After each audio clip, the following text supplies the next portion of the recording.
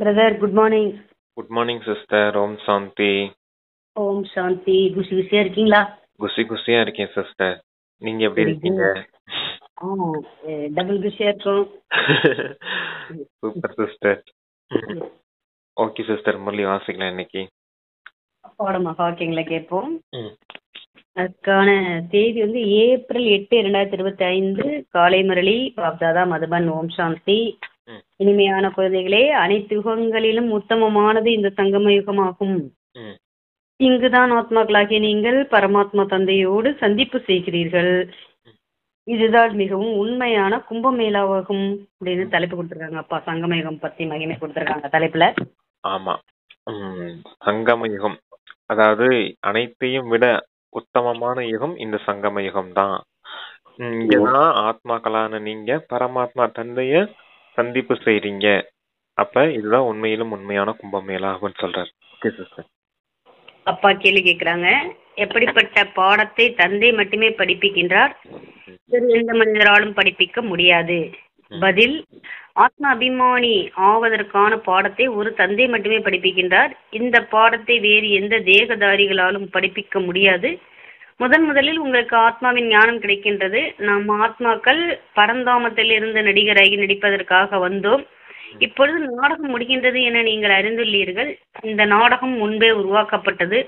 இதனை வேறு யாரும் உருவாக்கவில்லை. எனவே இதற்கு ஆரம்பம் மற்றும் முடிவு என்பது இல்லை. இது வந்து அந்த நாடகம் வந்து ஒரு அனாதி, அது சுத்திட்டே இருக்கும் அப்படின்னு அப்பா வந்து நாடகத்தை பத்தி சொல்றாங்க. உங்களுக்கு தந்தை தான் வந்து ஆத்மா அபிமானி ஆகிறதுக்கான பாடத்தை கற்பிக்கிறேன் அப்படின்னு சொல்றாரு. வேற எந்த தேகதாரி மனிதர்களாலும் இந்த ஆத்மா அபிமானி ஆகிறதுக்கான பாடத்தை கற்பிக்க முடியாது. நாம எல்லாரும் ஆத்மாக்களா இருந்தோம் பரந்தாமத்துல. நாடகம் படி இந்த நடிகர்களாகி இந்த நாடகத்துல வந்து சரீரம் எடுத்து பார்ட் பண்றோம். இப்ப இந்த நாடகம் முடிவடைஞ்சிருச்சு அப்படின்னு சொல்றப்பா. இது ஆரம்பமும் முடிவும் அற்ற ஒரு நாடகம், அனாதியான நாடகம் அப்படின்னு சொல்றார். இது உருவாக்கப்பட்ட நாடகம், இதை யாரும் உருவாக்கல அப்படின்னு சொல்லியிருக்காரு. Okay sister.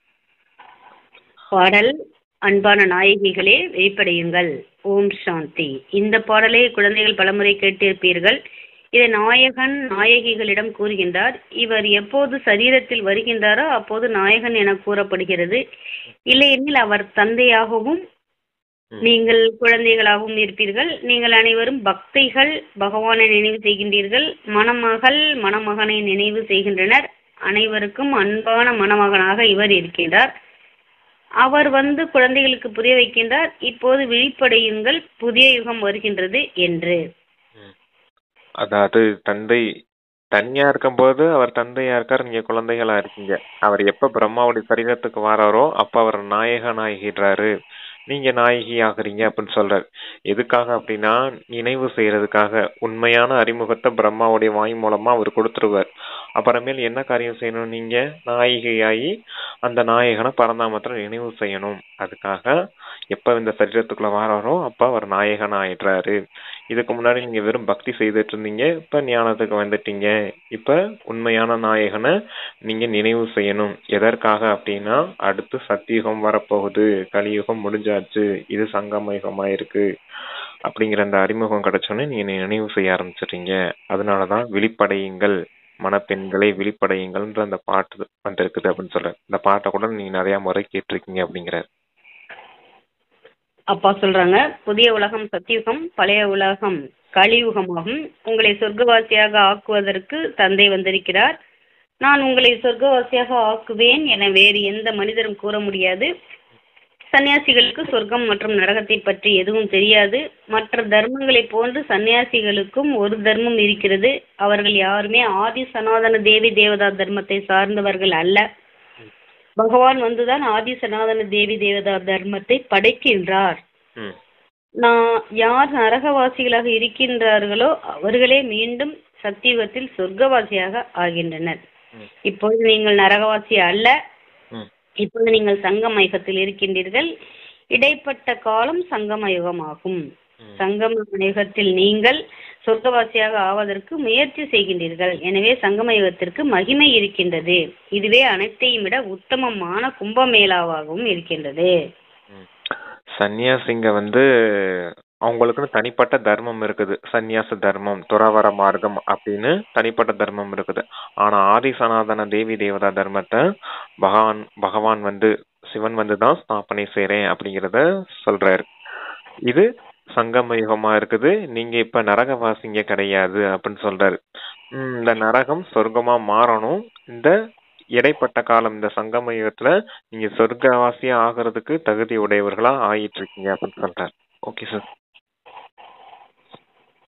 சங்கம யுகத்தினுடைய மகிமை என்னன்னா, சங்கம யுகத்துல மட்டும்தான் தந்தையை நினைவு செய்யும் பொழுது நம்ம செஞ்ச கல்பம் முழுவதிலும் செஞ்ச அனைத்து பாவமே எரிக்கப்படுது. அதான் கும்பமேளா அப்படின்னு சொன்னார் இல்லையா? கும்பமேளாங்கிறது என்ன கொண்டாடுறாங்க அப்படின்னா, கடலும் நதியும் சேரக்கூடிய இடம், சந்திப்பு செய்யற இடத்தான்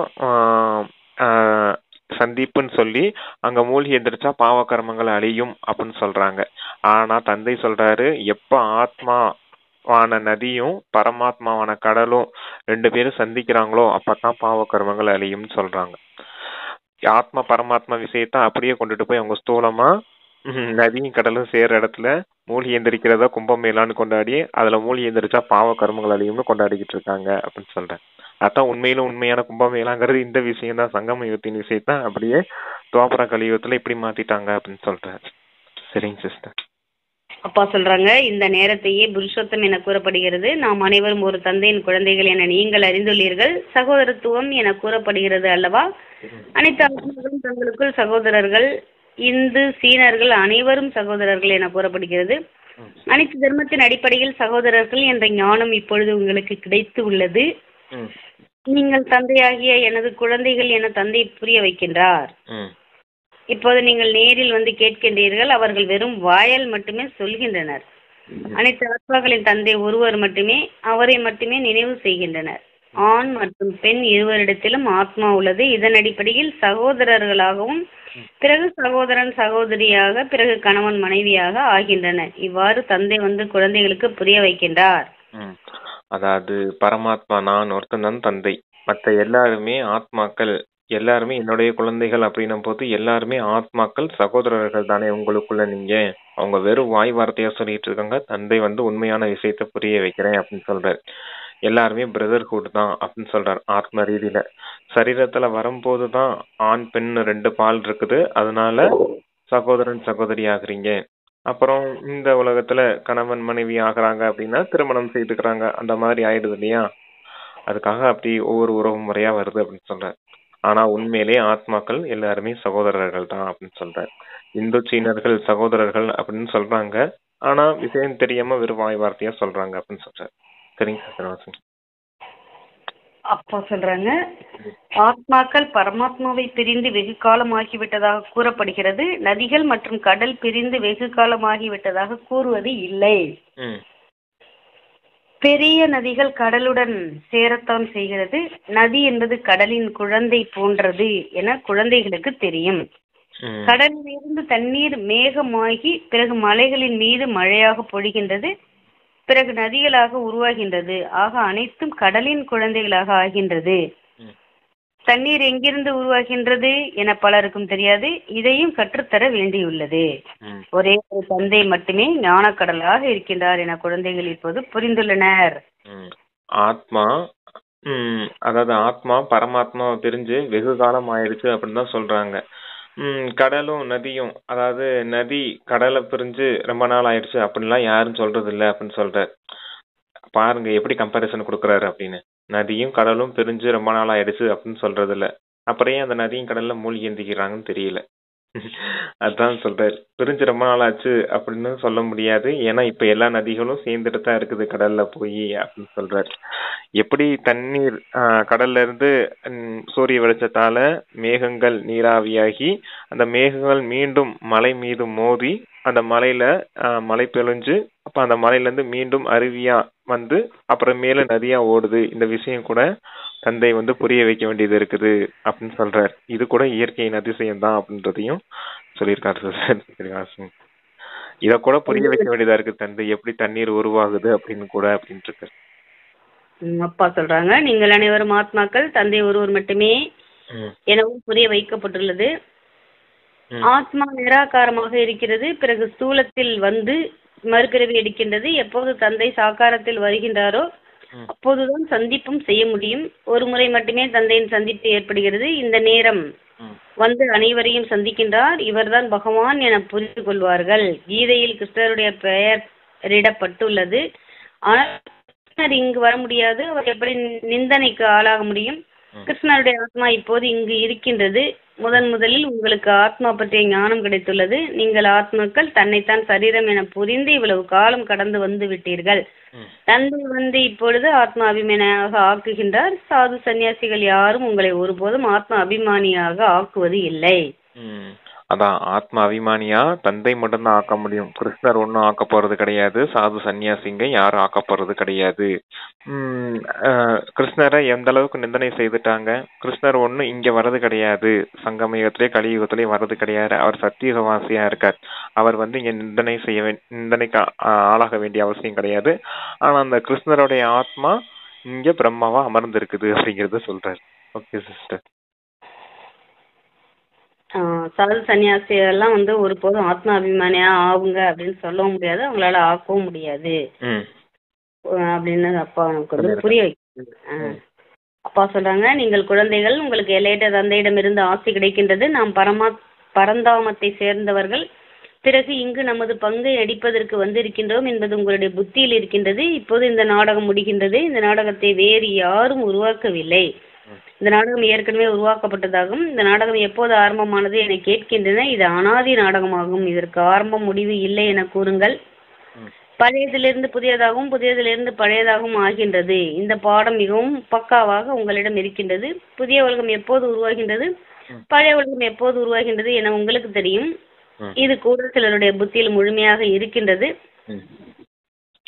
இப்போது இந்த நாடகம் முடியும், பிறகு மீண்டும் அப்படியே நடைபெறும் என உங்களுக்கு தெரியும். நமது 84 பிறவிகளின் பங்கு முடிந்து விட்டது. தந்தை இப்போது நம்மை அழைத்து செல்ல வந்திருக்கின்றார். ஏன் அப்ப இந்த டிராமாவை அழிவற்றதுன்னு சொல்றாரு அப்படின்னா, ஆத்மாக்கள் அழிவற்றவர்கள் எப்பவுமே இருக்காங்க, நிரந்தரமானவங்க. அப்ப நிரந்தரமானவங்க வந்து எப்பவுமே இங்க பார்த்து பண்ணணும் இல்லையா? அப்ப கண்டிப்பா வந்து ஆத்மாக்கள் எல்லாரும் பார்த்து பண்ணதான் செய்வாங்க. அவங்க பார்த்து பண்ணதான் இந்த நாடகத்துல பதிவா இருக்குது. எப்படி ஆத்மாக்கள் அழிவற்றவர்களோ பரமாத்மா தந்தை அழிவற்றவரா இருக்காரோ அதே போல இந்த நாடகம் கூட அழிவற்றுது அப்படின்னு சொல்ற. அதனாலதான் 5000 வருஷத்துக்கு ஒரு முறை இந்த ஆத்மாக்கள் சத்துவ பிரதானத்துல இருந்து தமோ பிரதான நிலையை அடைஞ்சிடறாங்க. தமோ பிரதான நிலையில இருந்து மீண்டும் சத்துவ பிரதான நிலையை அடைய வைக்கிறதுக்கு பரமாத்மா தந்தை வர வேண்டியது இருக்குது.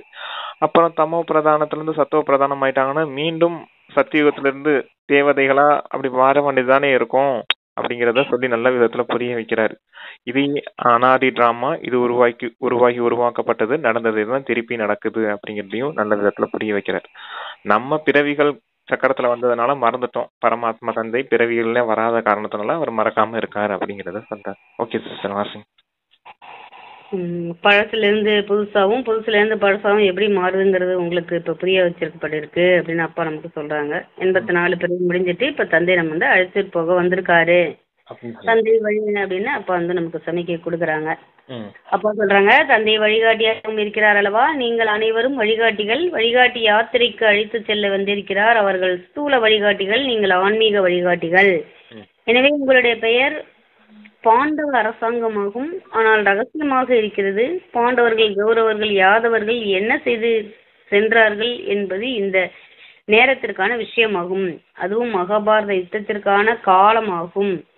அநேக தர்மங்கள் இருக்கின்றன. உலகமும் தமோ பிரதானமாக இருக்கிறது. பல்வேறு தர்மங்கள் நிறைந்த இந்த மரம் முற்றிலும் பழையதாகிவிட்டது.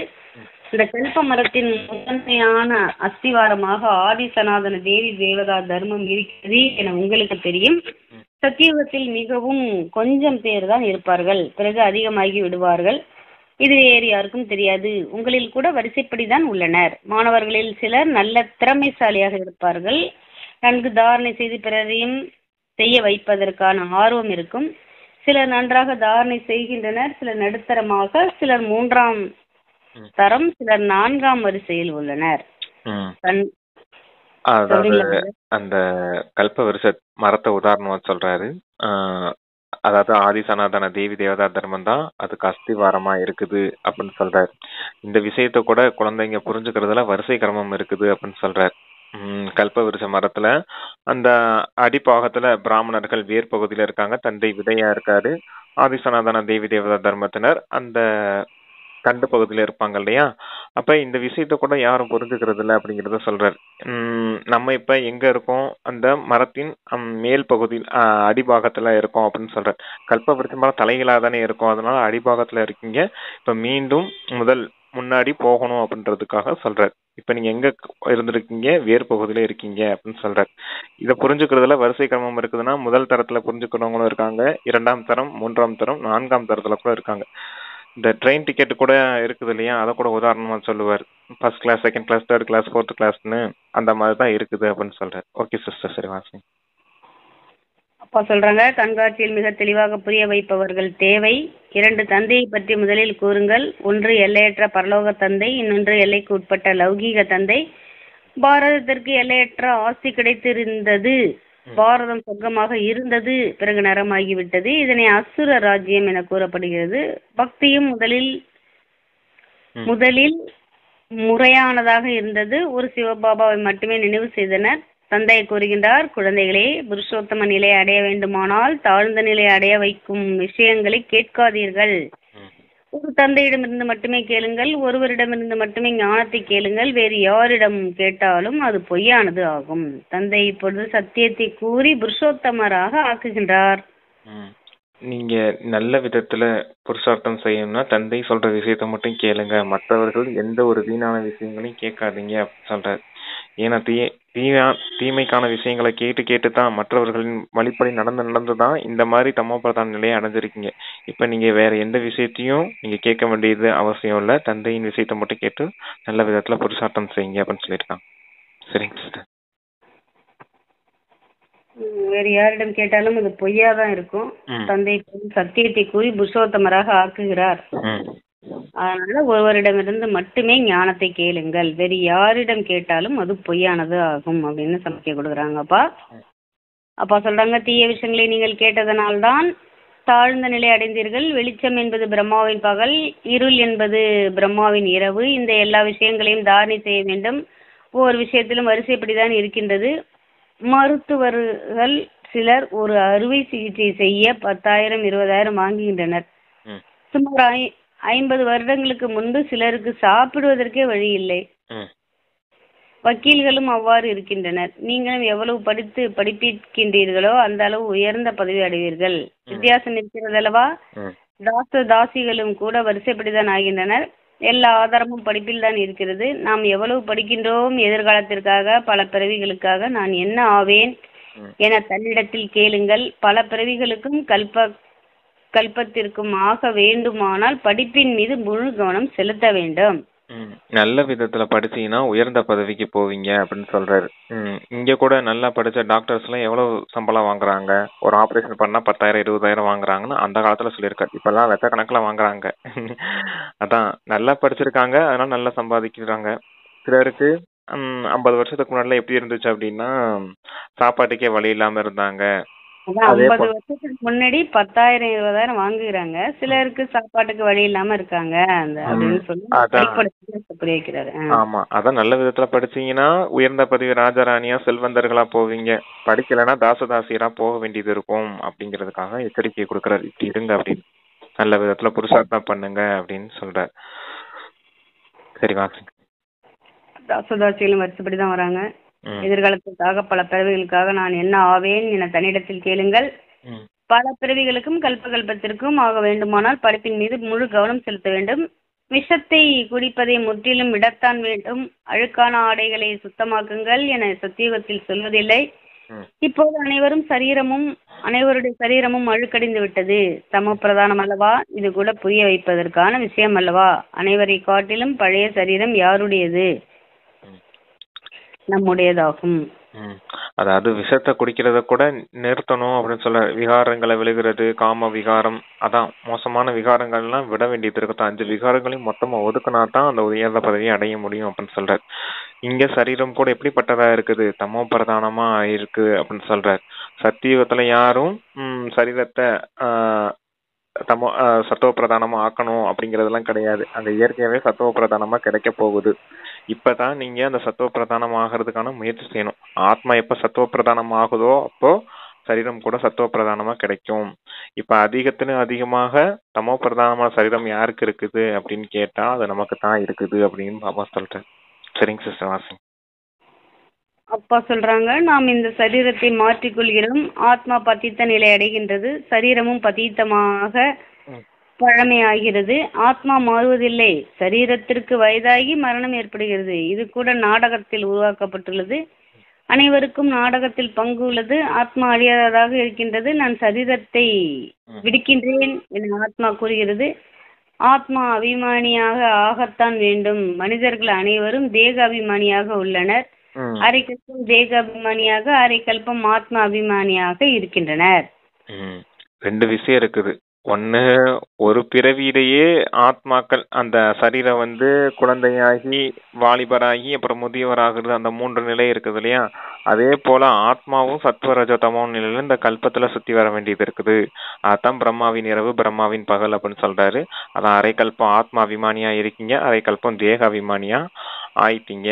இதான் அந்த ஆத்மா சத்வரஜோ தமோ நிலை இறங்கி வர விஷயமா இருக்குது அப்படின்னு சொல்றேன். சரிங்க சிஸ்டர், வாசிங்க. அப்பா சொல்றாங்க, ஆத்மாபிமானியாக இருப்பதன் காரணமாக சத்தியுகத்தில் தேவதைகளுக்கு பற்றுதலை வென்றவர்கள் என்ற பாடம் கிடைத்தது.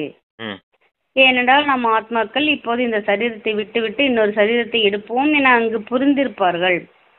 பற்றுதலை வென்ற ராஜாவின் கதையும் இருக்கிறது அல்லவா? தேவி தேவதைகள் பற்றுதலை வென்றவர்களாக இருப்பார்கள் என தந்தை புரிய வைக்கின்றார். மகிழ்ச்சியோடு ஒரு சரீரத்தை விட்டு இன்னொரு சரீரம் எடுக்க வேண்டும். குழந்தைகளுக்கு முழு ஞானமும் தந்தை மூலம் கிடைக்கின்றது. நீங்கள் தான் சக்கரத்தில் சுற்றி வந்து இப்பொழுது மீண்டும் சந்திக்கின்றீர்கள். பற்றுதலை வென்ற மகாராஜா அப்படின்னு கதை கூட இருக்குது இல்லையா? அது யாருக்குது அப்படின்னா இந்த தேவி தேவதைகளுடையதுதான். ஏன்னா உங்களுக்கு தேகத்தின் மீது எந்த பற்றுதலும் இருக்காது. ஒரு சரீரத்தை எடுக்கிறாங்க அப்படின்னா அது ட்ரெஸ்ஸை கழட்டி போட்டுட்டு இன்னொரு ட்ரெஸ்ஸை மாத்திக்கிறது மாதிரி தான் உங்களுக்கு அப்படிங்கிறார். இந்த பிறவியில நான் இந்த சரீரத்துல இருந்தேன், அடுத்த பிறவிக்கு வேற சரீரம் கிடைக்க போகுதுன்னு மகிழ்ச்சியா போவாங்க. அதே போல நீங்களும் இங்கே சரீரத்தை விடுறீங்க அப்படின்னா மகிழ்ச்சியா போகணும் அப்படின்னு சொல்லியிருக்காரு. பற்றுதலை வென்ற மகாராஜா அப்படின்னா ஜனகர உதாரணம் சொல்லுவாரு. இன்னொன்னு இந்த ஹரிச்சந்திரனை உதாரணமா சொல்லுவார். அதான் பற்றுதலை வென்ற மகாராஜாவின் கதை கூட இருக்குது இல்லையா அப்படின்னு சொல்லியிருக்கேன். சரிங்க சிஸ்டர். அப்பா சொல்றாங்க, யாரெல்லாம் மற்ற தர்மங்களுக்கு மாறி சென்றுள்ளார்களோ அவர்களும் வந்து சந்திப்பார்கள்.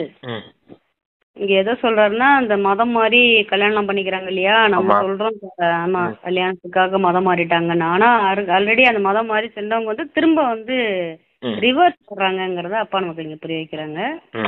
அவர்களும் வந்து சந்திப்பார்கள், தனது பிராப்தியை கொஞ்சமாவது அடைவார்கள். தர்மமும் மாறிவிட்டது அல்லவா? எவ்வளவு காலம் வேறு தர்மத்தில் இருந்திருப்பார்கள் என தெரியாது. 2-3 பிறவிகள் அங்கே எடுத்திருப்பார்கள். சிலர் இந்துவிலிருந்து முஸ்லீமாக மாறி மீண்டும் நமது தர்மத்திற்கு வருகின்றார்கள். இவையெல்லாம் விஸ்தாரமான விஷயங்களாகும். இவ்வளவு விஷயங்களை நினைவு செய்ய முடியவில்லை எனில் பரவாயில்லை, தன்னைத்தான் பாபாவின் குழந்தை என புரிந்து கொள்ளுங்கள் என தந்தை கூறுகின்றார். மிகவும் நல்ல குழந்தைகள் கூட மறந்து விடுகின்றனர். தந்தையை நினைவு செய்வது இல்லை. மாயா இவ்விஷயத்தில் மறக்க வைக்கின்றது. நீங்களும் முதலில் மாயாவின் வாடிக்கையாளராக இருந்தீர்கள் அல்லவா? அதான் ஹிந்துல இருந்து முஸ்லிமா ஆயிருக்காங்க. முஸ்லிமா போனவங்க மீண்டும் நம்மளுடைய தர்மத்துக்கு ஆதி சனாதன தேவி தேவ தர்மத்துக்கே வருவாங்க. இங்க பிராமணர்களா கூட ஆவாங்க அப்படின்னு சொல்றாரு. 2-3 பிறவி கூட வேற தர்மத்துக்கு போயிருந்தவங்க கூட இங்க வருவாங்க அப்படின்னு சொல்றாரு. இவ்வளவு விஷயம் விஸ்தாரமா இருக்குது. இத கூட புரிஞ்சுக்க முடியனாலும் பரவாயில்ல, உங்களை நீங்க பாபாவின் குழந்தைகள் புரிஞ்சுக்கிட்டு தந்தையை நினைவு செய்யுங்க, அதுவே பெரிய விஷயம் அப்படின்னு சொல்றாரு. அடுத்து என்ன சிஸ்டர் சொன்னார் லாஸ்டா? இந்துவிலிருந்து முஸ்லீமாக தர்மத்திற்கு வருகின்றார்கள். இவையெல்லாம் விஸ்தாரம். இந்த விஷயத்தெல்லாம் நினைவு செய்யலனாலும் பரவாயில்ல, தன்னை பாபாவின் குழந்தை என புரிந்துட்டு நினைவு செய்யுங்க அப்படின்னு சொன்னாரு. நல்ல குழந்தைகள் கூட மறந்து விடுங்க, தந்தை நினைவு செய்வதில்லை. மாயா இந்த விஷயத்துல மறக்க வைக்கிறது. நீங்களும் முதலில் மாயாவின் வாடிக்கையாளர் தான் அப்படின்னு சொன்னாரு. ஆமா, நம்ம தான் அரை கல்பமா தேக அபிமானத்துல 63 பிறவிலாம் மாயைக்கு வசமாயிட்டோம் இல்லையா? அதான் அப்பா சொல்றாரு, மாயின் வாடிக்கையாளர்கள் தானே இருந்தீங்க அப்படின்னு சொல்றாரு. அதான் மாயை வசமாகி மீண்டும் மறக்குறீங்க தந்தையே மறக்காதீங்க அப்படின்னு சொல்றாரு. சரிவா? அப்பா சொல்றாங்க, இப்பொழுது ஈஸ்வரனுடையவராக ஆகிவிட்டீர்கள். அதுவும் நாடகத்தில் ஒன்றாக இருக்கிறது. தன்னைத்தான் ஆத்மா என புரிந்து தந்தையை நினைவு செய்ய வேண்டும். ஆத்மாக்கள், நீங்கள் முதலில் சரீரத்தில் வந்தபோது தூய்மையாக இருந்தீர்கள், பிறகு மறுபிறவிகள் எடுத்து எடுத்து பத்தித்த நிலை அடைந்தீர்கள், நஷ்டமோகா ஆகுங்கள் என தந்தை மீண்டும் கூறுகின்றார். இந்த சரீரத்தின் மீது கூட பற்றுதல் வைக்காதீர்கள். அதான் சரீரத்தின் மீது கூட பற்றுதல் வைக்காதீங்க, ஏன்னா நீங்க நஷ்டமோகம் ஆகணும் அப்படின்னு சொல்றார். நஷ்டமோகம் ஆகணும்னா சரீரத்தின் மீது பற்றுதல் இருக்கக்கூடாது. நான் ஆத்மாதான், இந்த சரீரம் ஒரு கருவி தான், ஒரு ட்ரெஸ் போல. நான் இந்த சரீரத்தை விட்டாலும் வேற சரீரம் எனக்கு கிடைக்கத்தான் போகுது அப்படிங்கிற குஷியோட இருக்கணும் அப்படின்னு சொல்றேன். சரிங்க சிஸ்டர். அப்பா சொல்றாங்க, இப்பொழுது உங்களுக்கு இந்த பழைய உலகிலிருந்து எல்லையற்ற வைராக்கியம் வந்துவிட்டது. ஏனென்றால் இவ்வுலகில் அனைவரும் ஒருவருக்கு ஒருவர் துன்பம் தருகின்றனர். எனவே இந்த பழைய உலகை மறந்து விடுங்கள். நாம் அசரீரியாக வந்தோம், மீண்டும் அசரீரியாகி வீடு திரும்ப வேண்டும். இப்பொழுது இந்த உலகம் முடிந்தே தீரும். தமோ பிரதானத்திலிருந்து சதோ பிரதானமாக மனதால் என்னை நினைவு செய்யுங்கள், மன்மனாபவ என தந்தை கூறுகின்றார். மனதால் என்னை மட்டும் நினைவு செய்யுங்கள் என கிருஷ்ணர் கூற முடியாது. கிருஷ்ணர் சத்தியுகத்தில் வருகின்றார். என்னை பதித்த பாவனரே என கூறுகின்றனர். ஆகவே இப்பொழுது என்னை நினைவு செய்யுங்கள் என்ற பாவனமாவதற்கான யுக்தியை கூறுகின்றேன் என தந்தை மட்டுமே கூறுகின்றார். ஒவ்வொரு கல்பமும் பழைய உலகத்தில் பகவான் வந்து இந்த யுக்தியை கூறுகின்றார். நீங்க வந்தீங்க, நீங்க எப்படி வந்தீங்க அப்படின்னா முதல்ல இந்த டிராமாவில் நடிக்க வரும்போது தூய்மையா இருந்தீங்க, அப்புறம் தூய்மையற்றவர்களா மாறி போயிட்டீங்க. இப்ப தந்தை வந்து மீண்டும் உங்களை ஆத்ம அபிமானி ஆக்குறாரு. எப்படி? மன்மனாபவ அப்படிங்கிற மந்திரத்தை கிருஷ்ணர் ஒருபோதும் கொடுக்க முடியாது. அவரே தேகதாரியா இருக்கார். அவர் எப்படி என்னை நினைவு செய்யுங்கன்னு சொல்ல முடியும்? ஆத்மான்னு வந்து பரமாத்மா தந்தையை நினைவு செய்யுங்க, அப்பனா தான் பாவனமாவீங்கன்னு தந்தை நமக்கு இங்க சொல்றாரு. அப்படின்னா தந்தையை தான் பதித்த பாவனர்னு சொல்றீங்க அப்படின்னு சொல்றாரு. தந்தையை பதித்த பாவனர்னு சொல்லிட்டு மகிமையை மட்டும் கிருஷ்ணருக்கு போட்டுட்டாங்க அப்படிங்கிறத சொல்றாரு. ஓகே சிஸ்டர், அதான் இங்க ஆத்மான்னு வந்து பரமாத்மா தந்தையை நினைவு செய்யுங்க, அப்ப பாவனம் ஆயிடுவீங்க அப்படின்னு சொல்றாரு. ஏன்னா வரும்போது நீங்க ஆரம்பத்திலேயே தூய்மையா தானே வந்தீங்க, இப்போ நீங்க தூய்மையாகணும் அப்படின்னு சொல்றாரு. சொல்றாங்க, மனிதர்கள் நாடகத்தின் ஆயுள் காலத்தை மிகவும் நீண்டதாக கூறுகின்றனர். ஆக மனிதர்கள் முற்றிலும் மறந்து விட்டனர். இதுதான் புருஷோத்தம நிலை அடைவதற்கான சங்கம யுகமாகும் என்பதை இப்பொழுது நீங்கள் அறிந்துள்ளீர்கள். மனிதர்களோ முற்றிலும் ஆழ்ந்த இருளில் தூங்கிவிட்டனர். இந்த நேரம் அனைத்தும் தமோ பிரதானமாக இருக்கிறது. இப்பொழுது நீங்கள் தமோ பிரதானத்திலிருந்து சத பிரதானமாக ஆகின்றீர்கள். நீங்கள் தான் அனைவரையும் விட பக்தி செய்தீர்கள், அதிக பக்தி செய்தீர்கள். இப்பொழுது பக்தி மார்க்கம் முடிகின்றது. மரணலோகத்தில் பக்தி இருக்கின்றது. பிறகு அமரலோகம் வரும். நீங்கள் இந்த நேரம் ஞானத்தை அடைகின்றீர்கள். பிறகு பக்தியின் பெயர் அடையாளம் கூட இருக்காது. ஹே பகவானே, ஏ ராம், இவை பக்தி மார்க்கத்தின் வார்த்தைகளாகும். இது எந்த சப்தமும் செய்ய வேண்டியது இல்லை. தந்தை ஞானக்கடலாக இருக்கின்றார். ஏதாவது சப்தம் வருகின்றதா? அவரைத்தான் சுகம் சாந்தியின் கடல் என கூறப்படுகிறது. சத்தத்துல வர வேண்டியதில்லை, அவர் சாந்தியின் கடல்னு சொல்றான். அப்புறம் ஏன் சத்தத்துல வரீங்கிறத வந்து அப்ப புரிய வைக்கிறாரு. ஹே ராம், ஹே பகவானே அப்படின்னு சொல்றதெல்லாம் பக்தியின் விஷயமாகவும் இங்க எந்த சத்தமும் செய்ய வேண்டியதில்ல. நினைவு, மனம் புத்தி நினைவு செய்தா மட்டும் போதும் அப்படின்னு சொல்றாரு. தந்தையத்தான் ஞான கடல்னு சொல்றாங்க, சுக கடல்னு சொல்றாங்க, சாந்தியின் கடல்னு சொல்றாங்க. அப்ப தந்தை கொடுக்கக்கூடிய ஞானத்தை நீங்க தாரணை செய்துட்டாலே சுகம் சாந்தி ஆட்டோமேட்டிக்கா கிடைச்சிடும் அப்படிங்கிறதுக்காக சொல்லியிருக்காங்க சிஸ்டர். சரி, மரணலோகம் இப்போது பக்தி முடியுது. நீங்க இந்த நேரம் ஞானத்தை அடைஞ்சு சத்தியத்துக்கு, அதாவது சதோபிரதமான உலகத்துக்கு வரீங்க அப்படின்னு அப்பா சொன்னிக்க சொல்றாங்கம்மா.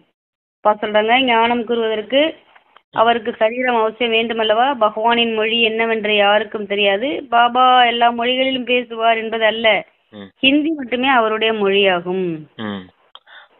பிரம்ம பாபா சொல்றாரா? இல்ல, அவரும் பிரம்ம பாபாவுடைய மொழி தான் அது. பிரம்ம பாபாவுடைய சரீரத்துல வந்து பேசுறதுனால அவருடைய மொழியே நான் பேசுறேன் அப்படின்னு சொல்லுவாரு. அதனாலதான் என்னுடைய மொழி ஹிந்தி ஆகும் அப்படின்னு சொல்றாரு. வேணும்னா குழந்தைங்க நீங்க மற்ற மொழிகளும் மொழிபெயர்ப்பு செய்து அவங்களுக்கும் புரிய வைக்கலாம் அப்படிங்கறதையும் சொல்லியிருக்காரு. சரி, வாசி அடுத்த வரைக்கும் சொல்லுவார். பாபா ஒரு மொழியால் மட்டுமே புரிய வைக்கின்றார். பிறகு நீங்கள் மொழிபெயர்ப்பு செய்து புரிய வைக்கின்றீர்கள். வெளிநாட்டை சேர்ந்தவர்கள் யாரை சந்தித்தாலும் அவர்களுக்கு தந்தையின் அறிமுகத்தை கொடுக்க வேண்டும். ஆதி சனாதன தேவி தேவதா தர்மத்தை தந்தை உருவாக்குகின்றார். திருமூர்த்தி பற்றி புரிய வைக்க வேண்டும். பிரஜாபிதா பிரம்மாவிற்கு எத்தனை பிரம்மகுமார் குமாரிகள் இருக்கின்றனர்? யார் வந்தாலும் நீங்கள் யாரிடத்தில் வந்துள்ளீர்கள் என முதலில் கேளுங்கள். கோடும் வைக்கப்பட்டு இருக்கிறது. பிரஜாபிதா அவரும் படைப்பாக இருக்கின்றார். இவரை பகவான் என கூற முடியாது, நிராகாரமானவரை மட்டுமே பகவான் என கூறப்படுகின்றது.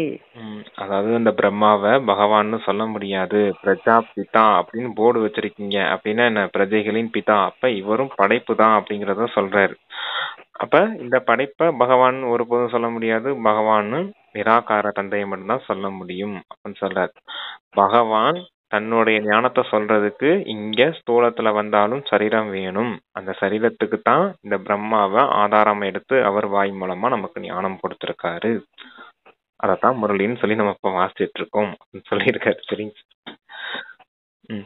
அப்பா சொல்றாங்க, இந்த பிரம்மகுமார் குமாரிகள் பிரம்மாவின் குழந்தைகள், நீங்கள் இங்கு எதற்காக வந்துள்ளீர்கள்? எங்களது தந்தையிடம் உங்களுக்கு என்ன வேலை என கேட்க வேண்டும். தந்தையிடம் குழந்தைகளுக்கு மட்டுமே வேலை இருக்கும் அல்லவா? நான் யாரை கேட்க சொல்றாரு, கொஞ்சம் இருங்க பிரதர். பகவான் இவரை பகவான் என கூற முடியாது, நிராகாரமனை மட்டுமே பகவான் என கூறப்படுகிறது. இந்த பிரம்மகுமார் குமாரிகள் பிரம்மாவின் குழந்தைகள், நீங்கள் இங்கு எதற்காக வந்துள்ளீர்கள்? எங்களது தந்தையிடம் உங்களுக்கு என்ன வேலை என கேட்க வேண்டும்.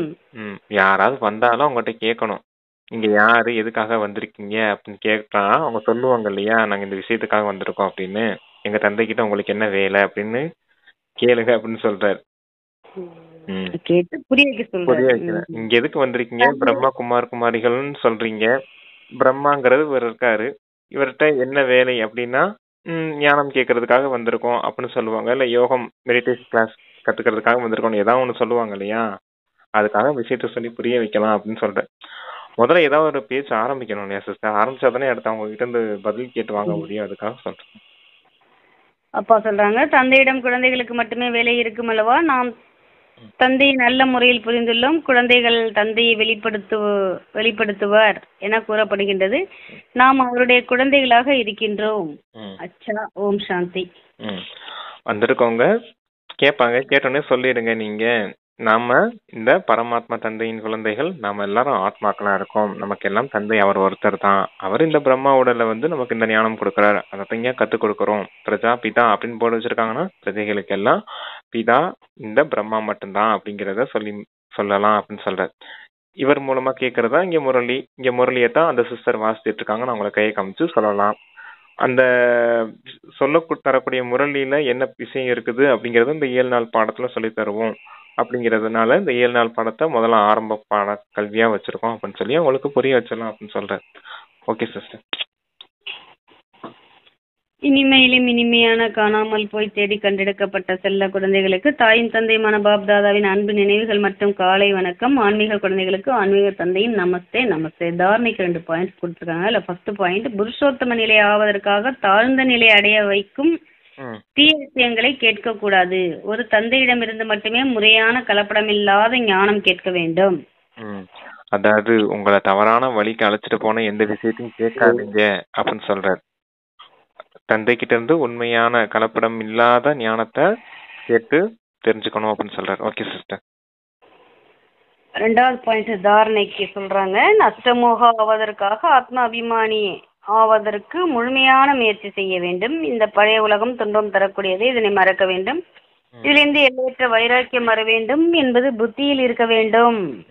நஷ்டமோக ஆகணும், ஆத்ம அபிமானியா ஆகணும். இந்த உலகம் மொத்தமா துக்கம் கொடுக்கக்கூடியது, துன்பம் கொடுக்கக்கூடியதா இருக்குது, அதனால இந்த உலகத்தின் மீது உங்களுக்கு எல்லையற்ற வைராக்கியம் வரணும் அப்படின்னு சொல்லியிருக்காரு. அப்பா வரதானம் கொடுக்குறாங்க. சங்கமயுகத்தின் அனைத்து பிராப்திகளையும் நினைவில் கொண்டு ஏறும் கலையின் அனுபவம் செய்யும் சிறந்த பிராப்தம் உடையவர் ஆவீர்களாக. பரமாத்மா சந்திப்பு மற்றும் பரமாத்மா ஞானத்தின் சிறப்பாவது அழியாத பிராப்திகள் ஏற்படுவது. அப்படியின்றி சங்கமயுகம் முயற்சி செய்யும் வாழ்க்கை மற்றும் சத்தியுகம் பிராப்தத்தை அனுபவிக்கும் வாழ்க்கை என்பது அல்ல. சங்கமயுகத்தின் விசேஷத்தன்மை ஆவது ஒரு அடி எடுத்து வையுங்கள் மற்றும் 1000 அடிகள் பலனாக பெறுங்கள். எனவே புருஷார்த்தி வாழ்க்கை மட்டுமல்ல, ஆனால் சிரேஷ்ட பிராப்தி. எனவே இந்த சொரூபத்தை எப்பொழுதும் முன்னால் வையுங்கள். பிராப்தத்தை பார்த்து சுலபமாகவே ஏறும் கலையின் அனுபவம் செய்வீர்கள். அடைய வேண்டியதை அடைந்து விட்டேன் என்ற இந்த கீதத்தை பாடினீர்கள் என்றால் குட்கா ஜுட்கா, மூச்சு திணறல், தூங்கி விழுதல் போன்ற பலவீனங்களில் இருந்து விடுபட்டு விடுவீர்கள். பரமாத்மாவின் சந்திப்பு மற்றும் பரமாத்மாவுடைய ஞானம், இதுதான் சிரேஷ்ட பிராப்தி அப்படின்னு சொல்ற, அழியாத பிராப்தி அப்படின்னு சொல்லியிருக்காரு. அப்ப இந்த அழியாத பிராப்தி இந்த சங்கம யுகத்துல தான் கிடைக்குது. அப்ப சங்கம யுகம்ன்றது புருஷார்த்தி வாழ்க்கை, சத்தியம்ன்றது இதனுடைய பலனை அனுபவிக்கக்கூடிய வாழ்க்கை அப்படிங்கறதெல்லாம் கிடையாது. சங்கம யுகத்துல நீங்க ஒரு அடி எடுத்து வச்சீங்கன்னா 1000 மடங்கு பிராப்தியா, பலனா, உயர்ந்த பலனா கிடைக்கும் உங்களுக்கு. அப்படிங்கிறப்ப இது புருஷார்த்தி வாழ்க்கையில சிரேஷ்டமான பிராப்தம் அடையக்கூடிய வாழ்க்கை அப்படின்னு புரிஞ்சுக்கோங்க. இந்த ஒரு அடி எடுத்து வைக்கும்போது நமக்கு 1000 மடங்கு பலன் கிடைக்குது அப்படிங்கிற இந்த நினைவு சொரூபமா இருந்துச்சு அப்படின்னா எப்படி இருக்கும்? அந்த ஏறும் கலையின் அனுபவம் செய்துகிட்டே இருப்பீங்க. இந்த பிராப்தத்தின் நினைவே உங்களை அந்த ஏறும் கலைக்கு அழைச்சிட்டு போகும் அப்படின்னு சொல்றார். அப்புறம் எப்போதுமே நான் அடைய வேண்டியதை அடைஞ்சிட்டேன், இனி அடையிறதுக்கு எதுவும் இல்லை அப்படிங்கிற இந்த பாடல் பாடிக்கிட்டே இருந்தீங்க அப்படின்னா அந்த குட்கா சுட்கா அப்படின்னு சொல்றது, இந்த தூங்கி விழுதல், அப்புறம் இந்த இன்னொன்னு என்ன சிஸ்டர் சொன்னாரு, மூச்சு திணறுதல் மற்றும் தூங்கி விழுதல், இது போன்ற பலகீனங்கள் உங்களை விட்டு போயிடும் அப்படின்னு சொல்ற. தைரியத்தின் ஒரு அடி வைங்க, 1000 மடங்கு தந்தை உதவி செய்ய காத்துட்டு இருக்கேன் அப்படின்னு சொல்லுவாரு. ஆனா இன்னைக்கு என்ன சொல்லியிருக்காரு, ஒரு அடி எடுத்து வச்சீங்கன்னா 1000 மடங்கு பலன் பிராப்தியா உங்களுக்கு கிடைக்கும் இல்லையா? அதை நினைவு வச்சுக்கிட்டே இருங்க. அப்ப அந்த நினைவே உங்களை ஏறும் கலையில புருஷார்த்தத்துல தீவிர வேகத்துல கொண்டுட்டு போகும் அப்படின்னு சொல்ற. சத்தியுகத்துக்கு போய் தான் நீங்க சுகத்தை அனுபவிக்க வேணும் அப்படின்ற அவசியம்லாம் கிடையாது. சங்கம யுகத்துல நீங்க அனுபவிக்கலாம். இது மிக உயர்ந்த வாழ்க்கை அப்படிங்கறத புரிஞ்சுக்கோங்க அப்படிங்கறதுக்காக சொல்லியிருக்காங்க சிஸ்டர். ஸ்லோகன். தைரியம் என்பது பிராமணர்களின் மூச்சு ஆகும். அதன் மூலம் கடினத்திலும் கடினமான காரியம் கூட சுலபமாக ஆகிவிடும். தைரியம் தான் பிராமணர்களின் மூச்சு ஆகும். தைரியம் இல்லைன்னா பிராமணர்களின் வாழ்க்கையே கிடையாது. அதனாலதான் பிராமணர்களின் மூச்சு அப்படின்னு சொல்லியிருக்காரு. இந்த தைரியம் இருந்துச்சுன்னா எல்லா காரியமும் ஈஸியா முடிஞ்சிடும், கடினமா அனுபவம் ஆகாது, எல்லாமே ஈஸியானதுதான் அப்படின்னு சொல்ற. ஏன்னா தைரியம் வச்சாலே 1000 மடங்கு தந்தை உதவி செய்ய காத்துட்டு தானே இருக்காரு. நம்ம ஒரு அடி வச்சாலே 1000 மடங்கு பலன் இங்க கிடைக்கதானே போகுது அப்படிங்கிற அந்த நினைவுலாம் இருக்குது இல்லையா? அதான் எதுவுமே கடினம் கிடையாது, எல்லாமே சுலபம் தான் அப்படின்னு சொல்லிருக்காரு. அதான் சங்கம யுகத்துல உங்களுக்கு எதுவுமே அசம்பவம்ன்றதே கிடையாது, எல்லாமே சம்பவம் தான், எல்லாமே முடிச்சு காட்டிடுவீங்க அப்படின்னு சொல்லியிருக்காரு. Okay sister. அவ்வியக்த சமிக்கை இந்த ஏப்ரல் மாசம் ஃபுல்லுமே இந்த கம்பைன்டு சொரூபம் சிவசக்தி சொரூபத்தின் மூலம் என்னென்ன பிராப்தி கிடைக்கும் அப்படிங்கறது சொல்லிட்டு வந்திருக்காரு அப்பா. இப்ப எப்படி பிரம்மா பாபாவை பார்த்தீர்கள்? தந்தையுடன் கூட சுயம் தன்னை கம்பைன்டு ரூபத்தில் அனுபவம் செய்தார் மற்றும் செய்வித்தார்.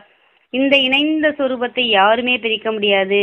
அதே போல நல்ல குழந்தைகள் எப்பொழுதும் தங்களை தந்தையுடன் இணைந்த ரூபத்தில் இருக்கும் அனுபவம் செய்கிறார்கள். யாருக்குமே அவர்களை பிரித்து விடக்கூடிய வலிமை இருக்காது.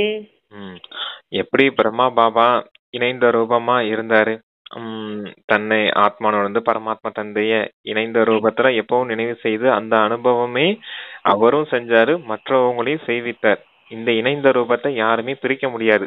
அதே போல நல்ல குழந்தைகள் கூட தன்னை ஆத்மான் புரிஞ்சு பரமாத்மா தந்தையோடு இணைந்த ரூபமாவே இருப்பாங்க.